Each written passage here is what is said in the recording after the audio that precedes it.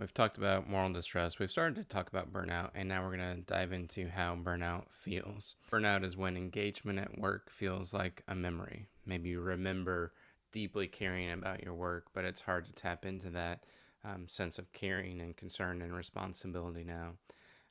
We might say it's when you've run out of cares to give, like you just don't feel like you've got any left in the reservoir to pull out and to care about your work that day.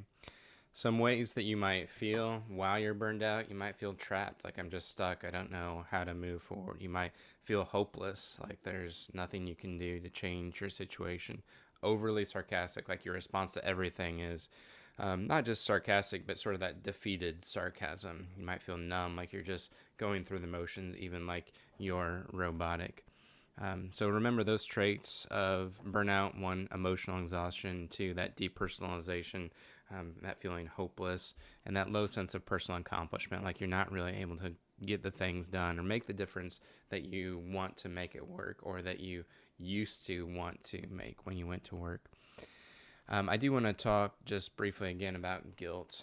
This is an interesting, to me, a very interesting part of what people experience when they go through moral distress, moral injury, and burnout.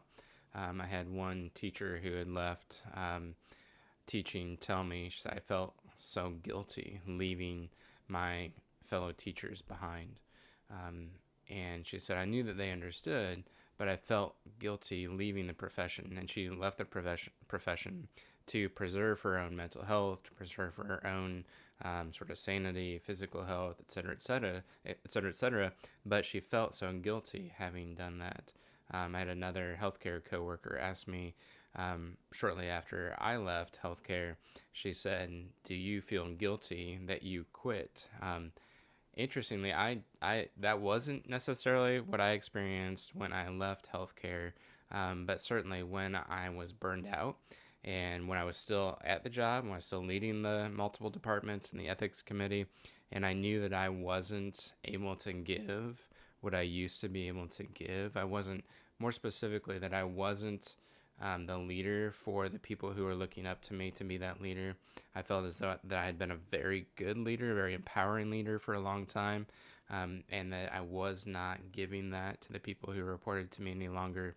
That's the season when I felt guilty about things. I felt badly that that was the effect of my burnout, was having that sort of effect on them. I did not, when it came time to leave, I didn't exactly leave just because of burnout.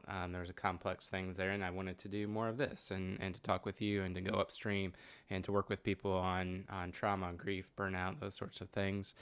So I didn't feel that guilt at the end, but it is a common thing to feel, and I want to reiterate that this is not really your fault. You've been pushed into a difficult situation. You're probably there, as a prerequisite because you cared.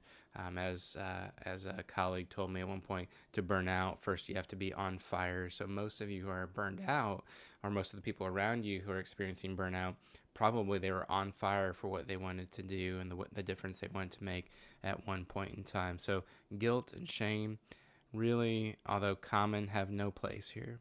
And you can set those aside and realize that this was probably a system, a situation, and good intentions on your part or your coworker's part that actually got them to the point of burnout.